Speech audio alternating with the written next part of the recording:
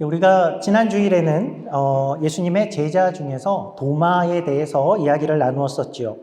그러면서 그 도마의 본문 중에서도 특히 조금 의아했던 너는 나를 보고 믿느냐? 안 보고 믿는 자들은 복이 있도다라는 말씀을 좀 다시 생각해 보았었습니다. 그 말씀은 분명히 도마를 꾸짖고 또 너 왜 의심했어? 못났네. 나를 안 보고 믿었어야지. 그것이 주된 의도가 아니었었습니다. 부활은 안 보고 믿기는 너무나 어려운 것이 당연한 것이었고, 그래서 예수님은 제자들이 믿을 수 있도록 친히 여러 번에 걸쳐서 나타나 믿을 수 있도록 도우셨고, 그리고 지금 그 자리에는 도마만 아니라 그리고 다른 모든 제자들도 모두가 다 보고 믿은 사람들만 거기에 있었고, 그래서 다 보고 믿었는데 그런 사람들만 있는데 도마에게만 너는 안 보고 믿었어야지. 그런 이야기가 핵심은 아니었었죠. 그래서 지금 예수님의 말씀은 너는 지금 보고 믿었지. 그리고 다른 제자들에게도 너희는 지금 보고 믿었지. 그리고 이제 그러나 이어지는 말씀은 앞으로는 예수를 안 보고도 믿는 많은 이들이 생길 거야 였습니다. 이것은 너무나 어려운 것이어서 너희는 보고 믿었지만 그러나 앞으로는 안 보고도 믿게 될 사람들이 있다면 그들은 얼마나 복된 것이냐 하는 것이 핵심이었지요. 그리고 그렇다면 어떻게 안 보고도 믿게 되는 이들이 생길까 했을 때에 그때의 공동체의 증언이 그 역할을 한다였습니다. 다른 말로는 먼저 믿은 이들이 있고 그리고 그들의 신뢰를 가진 그 증언으로 말미암아서 또 다른 이들이 믿을 수 있도록 돕는다였었죠. 초대교회가 그런 모습이었죠. 거기에는 예수를 본 이들도 있었고 그리고 예수를 보지 않은 사람들도 함께 거기에 있었는데 안 보고 있는 이들은 어떻게 예수를 믿게 되냐 하면 예수를 보고 듣고 경험한 이들의 그런 증언으로 믿게 된 것이었죠. 그리고 그 증언하는 이들은 말로만 증언한 것이 아니라 그것을 글로도 남겼는데 그것이 성경의 복음서였지요. 그래서 복음서를 쓴 이유는 뭐냐? 그러면 한마디로는 보지 못하고도 믿는 사람들이 생길 수 있도록 쓴 것이었습니다. 오늘날도 이렇게 동일한 원칙이죠. 예수를 먼저 만난 이들이 그것을 다른 이들에게 내가 본 예수를 증언하는 것이죠. 그렇게 해서 기독교가 오늘날까지 전수가 되어져 온 것이죠. 그래서 오늘날도 그 이야기들이 함께 나누어지는 것이고 하나님의 복음을 전파하는 그러한 방법이 바로 이 공동체를 통해서인 것이죠. 이런 면에서 하나님을 믿는 공동체가 매주 이렇게 모여서 하나님의 말씀을 나누는 것은 매우 중요한 것이다라고 할 수 있겠죠. 그리고 오늘 이제 요한복음은 애초에 예수님 앞에 제자들이 어떻게 나오는가 하는 것을 보여주는데 이 과정도 우리가 지난 시간에 다뤘던 그 일면이 있다는 것을 보여주죠. 베드로가 어떻게 예수님께 나왔을까 했을 때에 오늘 본문의 조금 앞부분에는 형제 안드레가 먼저 예수님을 만나고 하루를 같이 지내보고 대화도 해보고 그리고 나서 그가 메시아다 해서 베드로에게 가보자. 그래서 베드로가 예수께 나오게 되었죠. 오늘 나오는 이제 빌립도 예수를 먼저 알게 되자 그의 아마 동네 친구 정도 되는 나다나엘에게 가서 야, 내가 예수를 봤다. 그에게 가보자. 그래서 먼저 예수를 안 이들이 역할을 하는 그런 모습을 보여주고 있습니다. 폴 트루니에라는 그러한 분이 이런 이야기를 했습니다. 혼자서는 할 수 없는 것이 두 가지가 있다입니다. 뭘까요? 첫째는 결혼이랍니다. 그렇죠. 이해가 되죠. 저 결혼해요. 그러는데 누구랑 합니까? 그러는데 저는 혼자 할래요. 그러면 좀 이상하죠. 두 번째 혼자 할 수 없는 것으로 이야기한 것이 그리스도인이 되는 것이다 라고 이야기를 합니다. 아마 이런 뜻일 것 같습니다. 어떤 한 사람이 그리스도인이 되기 위해서는 누군가가 필요하다라는 그런 뜻이겠죠. 누군가가 내게 교회를 소개하고 그리고 복음을 소개하는 어떤 이가 있어서 내가 오늘 여기에 있을 수 있다라는 그런 뜻일 것입니다. 그리고 조금 더 나아가면 교회에 와서도 참된 그리스도인으로 성장하는 것은 그것은 혼자서는 불가능하다라는 뜻도 될 것 같습니다. 믿음이 성장하고 자라고 무엇을 배워가고 믿음을 지켜가고 이 세상을 살아가는 그것에는 꼭 공동체가 필요하다라는 그런 뜻일 것 같죠. 우리는 얼핏 혼자서도 이 믿음을 잘 지킬 수 있고 자라갈 수 있고 혼자서도 할 수 있을 거야 라고 생각하지만 신앙은 그렇게 되기가 쉽지 않습니다. 그래서 우리를 생각해 봐도 우리는 누군가를 통해서 교회에 오게 된 것 같고 그리고 이제 우리는 혼자가 아닌 것이 분명하죠. 우리는 늘 함께 예배하고 있고 함께 배우고 함께 질문하고 함께 고민하고 함께 기도하고 함께 도우며 그렇게 함께 커가는 곳이 바로 이곳인 것이죠. 그래서 그렇게 함께이기에 멀리 가면 다시 빨리 오고도 싶고 또 보고 싶은 그런 공동체가 되어진 것이죠. 오늘은 이 예수님의 12 제자 중에서 이제 나다나엘이라는 그 분의 이야기를 좀 해보려고 하는데요. 나다나엘, 이 사람도 예수님의 12 제자 중에 한 사람이었습니다. 그런데 이름이 참 익숙하지가 않지요. 그렇다면 여러분 혹시 바돌로메는 어떻습니까? 조금 더 들어본 것 같습니까? 이 나다나엘과 바돌로메는 같은 사람으로 보여집니다. 그렇게 여기고 있습니다. 그러니까 나다나엘 이것이 그의 이름이었을 것 같고 바돌로메 그 자체는 이름은 아니었습니다. 성경에서 바라고 시작하는 그 말은 누구누구의 아들이라는 뜻입니다. 성경에 소경 바디메오가 나오면 그것은 그의 이름이 아니고 디메오의 아들이다. 그래서 바디메오라고 불렸죠. 그러니까 저희 아들 이름이 하이안 그러면 하이안이라고 불러도 되고 바하상욱 그러면 아들을 뜻한다라는 것이죠. 그래서 오늘 이 바돌로메도 이제 톨마이의 아들, 우리가 쉽게 기억하기에는 돌로메의 아들이다. 그래서 바돌로메라고 불리기도 했고 이 바돌로메가 바로 나다나엘이었습니다. 그래서 오늘 본문은 바돌로메 또는 이 나다나엘이 부름을 받는 그 장면인데 그 앞부분을 좀 생각해 보려고 합니다.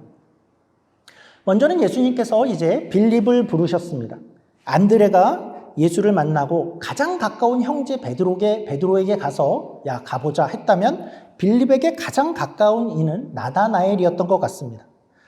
성경의 12 제자의 이름이 여러 번 명단이 등장하는데 나올 때마다 늘 빌립과 바돌로메는 같이 묶여져서 나옵니다. 아마도 둘은 어려서부터 친구였을 것 같고 이전에도 여러 대화를 나눠온 그런 함께 지내던 이였을 것 같습니다. 빌립이 이제 찾아가서 이렇게 이야기를 하죠. 우리 가지고 계신 성경이나 주보로 한번 보죠. 45절입니다. 빌립이 나다나엘을 찾아 이르되 모세가 율법에 기록하였고 여러 선지자가 기록한 그 일을 우리가 만났으니 요셉의 아들 나사렛 예수니라. 당시에 유대인들은 오실 메시아를 기다리고 있었죠. 그래서 여기 이제 빌립과 나다나엘도 평소에 이미 오실 메시아에 대해서 여러 이야기를 나눠왔던 것 같습니다. 그래서 이제 오자마자 야 알지? 우리가 얘기하고 함께 기다린 그 구약에 있는 율법과 선지자가 얘기한 그가 왔어. 내가 만났어. 라고 그렇게 이야기하죠. 구약과 율법 그 선지자가 이야기한 그를 내가 만났어. 아마 빌립은 굉장히 흥분해서 뛰어 들어가면서 나다나엘에게 이 이야기를 했을 것 같습니다. 나다나엘은 그 소식이 매우 놀랍고 반가웠을 것입니다. 그런데 그의 반응이 빌립이 예상한 것과는 조금 다릅니다. 왜냐하면 나다나엘에게는 뭔가 한 가지 걸리는 것이 있었습니다. 그것을 이렇게 이야기를 하죠. 우리 46절입니다. 나다나엘이 이르되 나사렛에서 무슨 선한 것이 날 수 있느냐. 나다나엘은 왜 이런 반응을 했을까요? 두 가지의 이유가 있었을 것 같습니다. 첫째는 나사렛은 매우 작은 동네였습니다. 그냥 초라하고 좀 허름한 그런 시골 동네를 상상하면 됩니다. 학자들이 연구하기를 그 당시에 아마 나사렛의 총 인구가 한 150명 정도였을 것이다 라고 예상을 합니다. 그러니까 별 볼 일 없는 동네로 취급되는 그런 곳이었죠. 그런데 당시 사람들의 생각에서는 이제 정말 메시아가 오신다면 그는 메시아가 오셔서 할 일은 유다 나라, 이 나라를 통일하고 우리를 정복하고 식민 통치하는 로마를 물리치고 독립을 이루어야 되는 어떤 장군과 어떤 왕의 모습을 갖출 그런 메시아를 기다리고 있는데, 그런데 사람들 입장에서는 이런 데 출신일 리는 없어 라고 그렇게 생각할 수 있었던 것이죠. 나다나엘은 이제 요한복음 2장에 가면 나다나엘의 출신이 가나 출신이다 라고 나오는데, 가나라는 도시는 나사렛하고는 매우 가까운 곳이었습니다. 약 6km 정도 떨어진, 그러니까 그냥 옆 동네, 옆 마을, 나다나엘은 그 동네 출신입니다. 그래서 나다나엘 편에서는 이 나사렛이 어떠한 곳인지를 너무나도 훤히 알고 있었죠. 그리고 이런 장면도 한번 보죠. 오늘 장면에 보면 빌립이 와서 오실 메시아가 누구다라고 이야기를 하면서 야, 어느 동네 출신의 어떤 사람이래 라고 이야기하지 않죠. 그렇게만 이야기를 하지 않고 나다나엘에게 뭐라고 이야기를 하냐면, 오실 그이가 바로 요셉의 아들 예수야 라고 얘기를 하죠. 오실 그이가 바로 나사렛의 그 요셉의 아들 예수래 라고 얘기를 하는 것입니다. 굳이 아버지 요셉의 이름, 그리고 그 아들 예수, 그 이름을 이야기하고 있죠. 그것을 보면 어쩌면 빌립과 나다나엘은 이미 그 옆 동네에 사는 그 목수 요셉과 예수의 존재를 얼핏이라도 이미 알고 있었던 것 같죠. 그런데 이제 빌립이 나와서 바로 그 예수 있잖아, 그 예수가 바로 메시아야 라고 이야기를 하니까 나다나엘 편에서는 에휴, 그 목수의 아닐 것이다 라는 생각이 들었던 것이죠. 그리고 나다나엘 편에서도 정말 메시아라고 한다면 저 수도 예루살렘에서 그런 데서 자라나고 거기서 교육도 받고 정치, 경제, 군사 이런 것도 잘 훈련을 받아서 그런 자야지 메시아의 자격이 있는 것은 아닐까. 그런 자도 아니고, 그리고 또 이런 시골에 있는 그런 이는 아닐 것이다 라는 면에서 나사렛에서 무슨 선한 것이 나겠냐라고 이야기를 한 것이죠. 만약에 나다나엘이 한국 사람이었으면 뭐라고 했을까요? 야, 무슨 개천에서 용난리 있냐 그랬겠죠. 요한복음 7장에 가시면 그 당시 사회가 어떻게 메시아를 기다리고 있었나 하는 것을 조금 더 이해할 수 있는데요. 거기를 보면 나사렛만 아닐 것이다 정도가 아니라 나사렛이 속한 이스라엘의 북부 지역을 갈릴리 지방이라고 하는데, 갈릴리 지방 그 자체도 아닐 것이다. 저 남쪽 예루살렘이 있는 그 유대 지방에서 태어날 것이다 라고 거기서 나올 것이다 라고 생각하고 있는데, 그러니까 이런 장면을 한번 보죠. 우리 주보와 화면으로 보시죠. 요한복음 7장 41절입니다. 어떤 생각이 있었나를 좀 엿볼 수 있는데요. 요한복음 7장 41절, 혹은 그리스도라 하며 어떤 이들은 그리스도가 어찌 갈릴리에서 나오겠느냐. 52절입니다. 저희가 대답하여 가로되 너도 갈릴리에서 왔느냐. 상고하여 보라. 갈릴리에서는 선지자가 나지 못하느니라 하였더라. 그러니까 이 당시에 사람들은 갈릴리 지방 자체도 야, 거기서 나올 리 없어 였는데, 그 중에서도 작은 마을 나사렛에서는 아닐 것이다 였던 것이죠. 그리고 이제 또한 나다나엘 편에서는 빌립이 말한 그가 아니라는 증거가 하나 더 있어 보였습니다. 그래서 나사렛에서 나올 리가 없다라고 이야기를 한 것인데요. 나다나엘은 구약 성경을 잘 알고 있는 사람이었습니다. 그래서 그는 율법과 선지자가 이야기하는 메시아에 대한 예언을 이미 잘 알고 있었죠. 그가 연구하고 그가 알고 있는 바는 무엇이었냐면 메시아는 나사렛에서 나오지 않고 베들레헴에서 나온다 였습니다. 우리 한번 미가서 5장 2절도 한번 보죠. 미가서 5장 2절입니다. 베들레헴 에브라다야, 너는 유다 족속 중에 작을지라도 이스라엘을 다스릴 자가 네게서 네게로 나올 것이라. 그의 근본은 상고의 영원에 있느니라. 우리 또 한번 요한복음 7장 42절도 보죠. 성경에 이르기를 그리스도는 다윗의 씨로 또 다윗의 살던 촌 베들레헴에서 나오리라 하지 아니하였느냐 하며, 그러니까 메시아는 베들레헴에서 나올 것이다. 유대인들은 성경대로 그렇게 모두가 다 기대를 하고 있었는데, 그래서 나사렛 출신일 리가 없다인 것이죠. 그런데 이제 우리는 알고 있죠. 우리는 예수님이 실제로는 베들레헴에서 태어났다라는 것을 우리는 알고 있죠. 거기 마국간에서 태어났죠. 그런데 그는 어려서 나사렛으로 옮기신 것이고 거기서 성인이 될 때까지 자란 것이었습니다. 그런데 나다나엘 편에서는 그걸 미처 몰랐던 것이죠. 나다나엘은 그 사실을 자기는 모르면서 혼자서 생각하고 단정하기를 저자는 분명히 나사렛에서 태어나고 거기서 자란 자잖아. 그런 자일 게 분명하잖아. 그러한 자기 생각, 자기의 지식, 그것에 갇혀서 다른 가능성을 전혀 생각하고 있지 않은 그런 모습을 보게 되죠. 그래서 지금 나다나엘은 이렇게 보면 사실 꽤 아슬아슬한 그러한 순간에 있는 것입니다. 나다나엘은 메시아를 눈앞에 보고도 자기의 어떤 편견과 선입견 때문에 그를 보지 못할 그런 순간에 있는 것이죠. 사실 우리 인간의 선입견, 편견이라는 것은 굉장히 무서운 것이지요. 예수님을 못 알아보게까지 하지요. 성경에서 선입견과 편견 때문에 예수님을 알아보지 못한 대표적인 사람들이 있는데 우선 예수님의 가족들이죠. 예수님의 가족들 입장에서는 우리 형이 그 가족인 예수가 메시아일 리는 없어였죠. 그래서 예수님이 공적인 사역을 시작하고 군중 앞에 나타났을 때에 모든 가족들은 늘 형제 예수를 미쳤다라고 생각을 했었죠.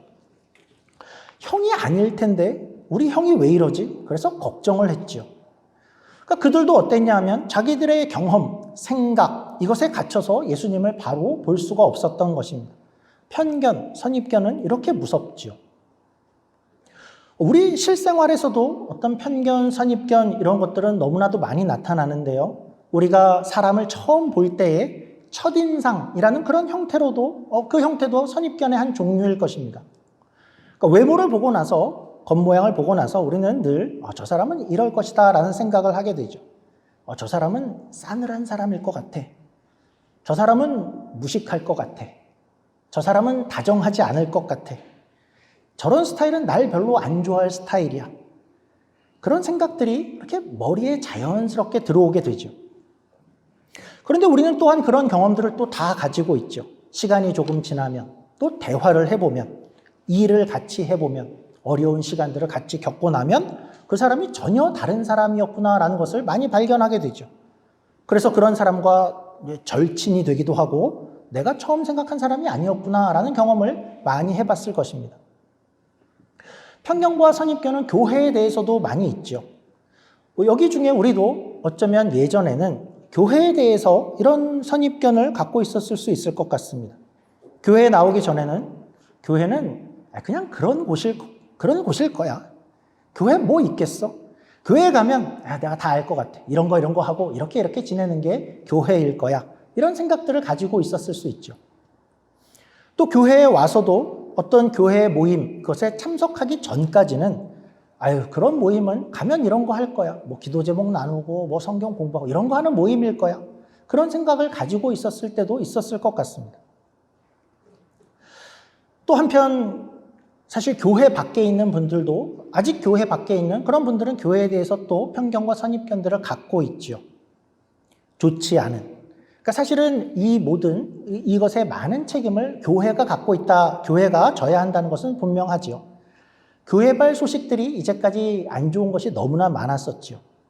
이상한 목사, 사이비 교회, 온갖 문제들, 돈 문제, 성도 간의 싸움, 교회의 분열. 그러니 교회 밖에서는 저런 교회는 진짜 신을 믿는 게 아니야.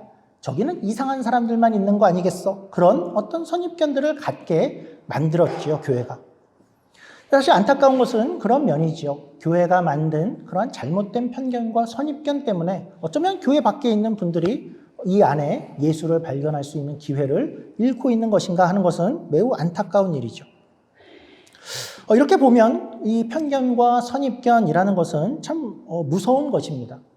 편견과 선입견이라는 것은 우리로 하여금 예수님을 못 알아보게 하기도 하고 또 교회에 못 가게 하기도 하고 또 교회 안에 들어와서도 더 좋은 모임에 참석하지 못하게도 하고 또 사람을 오해하게 만들기도 하고 실제로 바라보지 못하게도 하죠. 그럼 우리가 이렇게 생각할 수 있죠. 선입견, 편견 이런 것은 안 좋은 것이니까 그러면 그걸 가지지 말아야겠다라는 생각이죠. 어떨까요? 근데 그것은 또 불가능하죠. 어느 누구도 이러한 것이 생기는 것 자체를 막을 수 있는 사람은 없습니다. 우리 사람은 어떤 지식의 한계가 있고 경험의 한계가 있고 생각의 한계가 있는데 그 한계 안에서 너무나도 재빨리 어떤 사물을 판단하고 사람을 판단하고 자연스럽게 어떤 생각을 재빠르게 정립하게 되어 있죠. 그래서 편견과 선입견을 아예 안 갖는 것은 불가능합니다. 또 한편 편견과 선입견이 정말 무서운 이유는 또 이런 면에서 그렇습니다. 어떤 한 사람이 각자 어떤 생각을 가질 때 이것이 정말 편견인지 선입견인지를 구분해낼 방법이 전혀 없다는 면이 그렇죠. 내가 갖고 있는 어떤 생각과 판단, 이것은 이미 내 모든 지식과 모든 경험과 모든 역량을 발휘해서 모든 지혜를 동원해서 내린 결론이기에 사실 나는 이것이 맞는 것이다 라는 생각을 하게 되지 이것이 편견이고 선입견이다 라고 느낄 수 있는 사람이 아무도 없지요. 사실 오늘 이 본문의 나다나엘이 지금 그런 겁니다. 자기의 입장에서는 최선을 다한 거죠. 최선을 다한 결과가 이 모습이었던 겁니다. 자기가 아는 성경의 지식을 다 활용을 했고 자기가 들을 수 있는 모든 소문들을 다 들어서 그렇게 종합해서 가진 결론이 바로 이 결론, 나사렛에서는 아닐 거다라는 그 결론을 갖고 있는 것이죠. 그렇다면 이런 편견과 선입견, 이런 것은 어떻게 해결이 될 수 있을까요?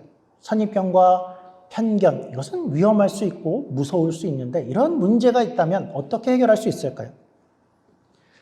편견을 깨트리는 가장 확실한 방법은 사실 그 어떤 사실, 그 자체를 직면하는 것이지요.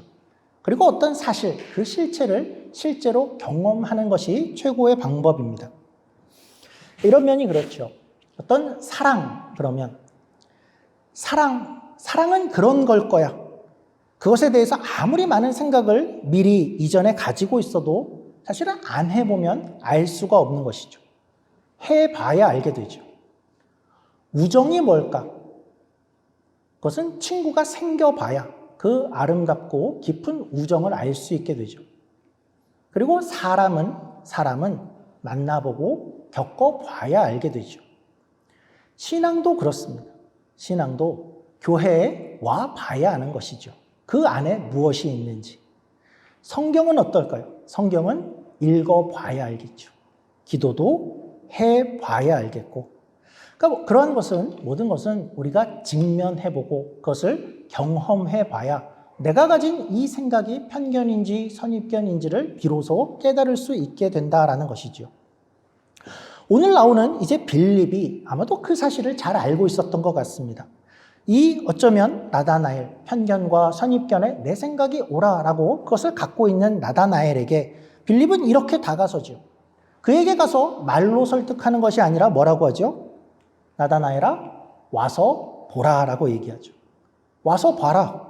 직접 만나봐라. 그 사람과 식사해보고 대화해보고 겪어봐라.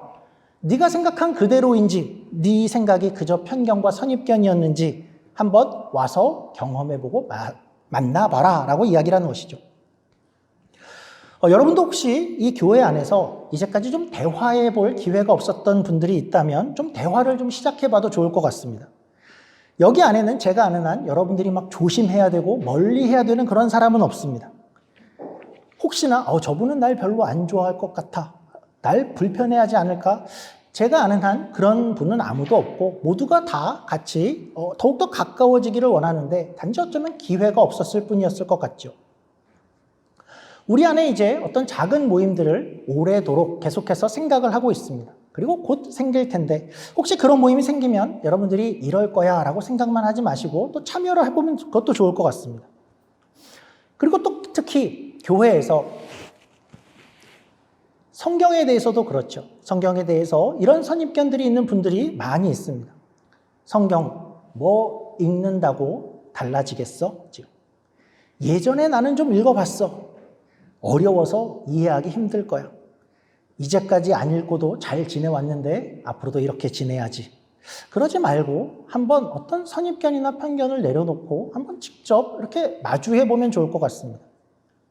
기도도 그렇죠. 교회 안에 있으면서도 기도는 그런 걸 거야. 기도 생활이라는 것은 그런 걸 거야. 그리고 나는 기도도 잘 못하는데 내가 기도를 한다고 하나님이 잘 들어주겠어? 어쩌면 그것도 그냥 선입견이고 편견일 수 있죠. 아마도 여러분이 실제로 기도를 시작하고 더 깊은 세계로 들어가면 여러분이 상상하지 못한 다른 세계를 만나게 될 것입니다. 신앙생활이 다 그렇죠. 신앙생활 더 깊이 들어가도 그냥 그런 것일 거예요. 지금 내가 여기서 경험하는 것 이상 뭐가 있겠어? 그러나 사실 우리가 조금 더 힘을 내고 용기를 내서 신앙의 깊은 단계로 들어가면 또 다른 그런 세계를 경험하게 되는 것이죠.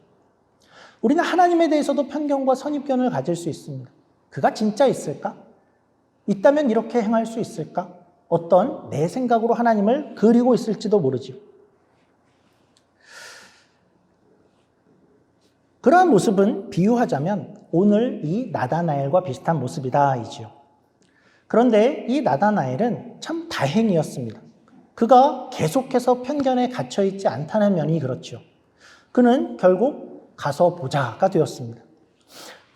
그가 정말 다행이고 그가 복되다 하는 것은 첫 번째는 이런 면이죠. 그 주변에 빌립이 있었다라는 면이 그에게 복된 것이었습니다. 주변에 그에게 와서 조언을 할 수 있다라는 그런 사람이 있는 것은 나다나엘에게 복이었죠. 그리고 또 하나는 그가 그 조언을 들었다라는 면도 그에게는 참 큰 복이었습니다. 나다나엘은 내가 잘못 생각하고 있을지 몰라, 혹시나. 그래서 네가 그렇게 이야기한다면 그러면 내가 그 조언을 한번 들어보겠어까지 나다나엘이 나아가게 된 것이죠. 그렇게 만나보기로 하고 이제 경험해보기로, 직면해보기로 나다나엘이 결심을 합니다. 그리고 예수님께 나아가자 예수님이 먼저 이렇게 이야기를 하죠. 우리 47절 제가 한번 읽어보겠습니다. 47절입니다. 예수께서 나다나엘이 자기에게 오는 것을 보시고 그를 가리켜 이르시되 보라, 이는 참으로 이스라엘 사람이라 그 속에 간사한 것이 없도다. 분명히 이 내용은 칭찬이죠. 나다나엘은 어땠죠? 어떤 편견에 쌓여 있고 야, 그가 아닐 것 같아. 그리고 잘못 보고 있는데 예수님은 어떻게 봐주시는가? 예수님은 오고 있는 나다나엘의 좋은 면을 봐주시고 있죠. 그리고 칭찬으로 받아주시죠. 참 다행입니다. 예수님은 그렇게 다가오는 나다나엘을 이렇게 다그치지 않았다는 것을 좀 확인해 보죠. 예수님은 나다나엘을 향해서 이렇게 얘기할 수 있지 않았을까? 그렇게 하지 않으시는데 이런 거죠. 야 이놈아, 너 편견 이제 좀 알겠냐? 야, 내가 사실은 베들레헴에서 태어나고 거기서 자라고 이동한 건데 너는 왜 거기까지 생각도 못하냐? 모르면 누구한테 물어봤어야지. 왜 너 혼자 그렇게 고집을 피우고 있어? 그러니까 그런 식으로 만약에 예수님께서 꾸중을 했으면 큰일이었을 것 같은데 예수님은 그렇게 다가오는 나서는 나다나엘을 그의 좋은 면을 봐주시고 있죠. 아무도 없는 이야기를 하신 것은 아닌 것 같고 나다나엘은 부족함과 한계를 가지고 있지만 그의 좋은 면을 찾아주신 것 같습니다. 네가 그래도 순전하구나, 정직하구나, 그런 모습을 이야기해 주시죠. 주님은 아마도 우리에게도 그럴 것 같습니다. 어쩌면 우리는 아직도 어떤 편견, 어떤 선입견 그런 것 때문에 예수님께 더 가까이 못 가고 있을지도 모르지요. 교회 모임 다 그냥 그런 걸 거야. 성경, 기도 다 알아. 그런 걸 거야. 교회를 왜 그렇게 깊게 다녀야 돼? 그런 걸 거야. 별거 없을 거야. 그런데 혹시 우리가 이제 어느 순간에 내 편견과 선입견을 넘어서 한 단계를 더 넘어가 보자. 한번 가서 보자. 해보자. 경험해보자. 그렇게 나서면 아마도 주님은 우리를 탓하시지 않을 것 같습니다. 너 왜 이제야 왔어? 옛날에 저 뒤에서 교회에 욕한 거 내가 다 들었는데. 그러지 않고 우리의 좋은 점을 봐주실 것입니다. 참 잘 왔다. 잘 시도한다. 너는 이런 면이 참 좋아. 이런 면이 참 은사야. 주님이 그렇게 이야기하고 우리는 그렇게 또 주님에게 받아들여질 것이죠. 이 나다나엘이 어디까지 가나 보죠. 우리 49절을 보죠. 49절입니다. 편견과 선입견에 갇혀있던 그 나다나엘이 결국은 여기까지 가죠. 나다나엘이 대답하되 랍비여, 당신은 하나님의 아들이시요 당신은 이스라엘의 임금이로소이다. 그 주님을 알아보는 자리까지 나아가게 되죠. 말씀을 좀 정리해 보겠습니다. 나다나엘이라는 사람은 그의 어떤 편견, 선입견에 사로잡혀 있었죠. 그가 일부러 나쁘게 가지려고 생각하고 의도한 생각은 전혀 아니었죠. 그러나 그의 모든 지식을 동원하고 그가 최대한 자기의 한계 속에서 노력을 해서 얻은 결론이 결국은 편견과 선입견이었죠. 그는 스스로는 그것을 깰 방법이 없었습니다. 이 길이 맞다라고만 생각할 수밖에 없었죠. 그런데 그에게 누군가의 조언이 있었습니다. 권면이 있었죠. 물론 나다나엘은 바로 수긍이 되지는 않았겠지만 그래, 네가 그렇게 이야기한다면 한번 해보자가 되었죠. 그러면 한번 내가 시도해보고 직면해보고 경험해보자까지 되었죠. 그리고 나서 나다나엘은 비로소 새로운 세계를 보게 된 것이죠. 하나님은 어쩌면 오늘 우리에게 그런 이들을 붙여주실 것 같습니다. 내 생각, 내 판단, 우리는 그것이 편견인지 선입견인지 구별해낼 능력이 없죠. 그러나 하나님께서는 우리의 생각이 만약 어딘가에 갇혀진 생각이라면 누군가를 보내주실 것 같습니다. 어쩌면 이런 설교를 통해서, 어쩌면 주변의 동료를 통해서, 친구를 통해서 내가 지금은 상상하지 못하지만 어쩌면 하나님께서 더 한 단계 나와라 하는 그러한 곳으로 여러분을 인도하는 초청을 아마도 불러주실 것입니다. 우리 신앙의 영역에서 어떠한 부분에서 혹시나 어떤 초청이 있다면, 그리고 부름이 있다면, 그리고 어쩌면 우리의 지금의 생각을 넘어서 한 단계 더라는 초청이 있다면 주님의 음성으로 듣고 다시 우리의 신앙의 한 걸음 한 걸음을 더 깊은 세계로 함께 나아가는 저와 여러분이 되기를 주님의 이름으로 축원합니다. 기도하겠습니다. 하나님, 우리는 한계가 있습니다. 우리가 생각하기에는 이것이 정말 맞고 틀릴 리 없다라고 생각하는 많은 것들이 사실은 어쩌면 그냥 편견이고 선입견일 수 있습니다. 하나님, 우리의 한계와 연약함을 하나님께 고백하오니 하나님, 그러한 부분들로 아직도 어디선가 헤매이고 있는 그런 것이 우리의 모습이라면 하나님, 우리에게 좋은 사람을 붙여주시고 또 성경을 통해 말씀하여 주시고 또 우리에게 음성을 들려주셔서 우리가 어디로 가야 할지, 어떤 벽을 넘어야 될지, 어떤 곳으로 나아가야 될지 우리의 신앙의 영역을, 우리의 삶의 영역을 다시 한번 돌아보게 하시고 그곳으로 우리를 초청하여 주실 때 우리가 그 사실과 그 진리 앞에 다시 한번 직면하고 경험하고 나아갈 수 있는 그런 우리 모두가 되게 하여 주시옵소서. 감사하며 예수님 이름으로 기도드립니다. 아멘.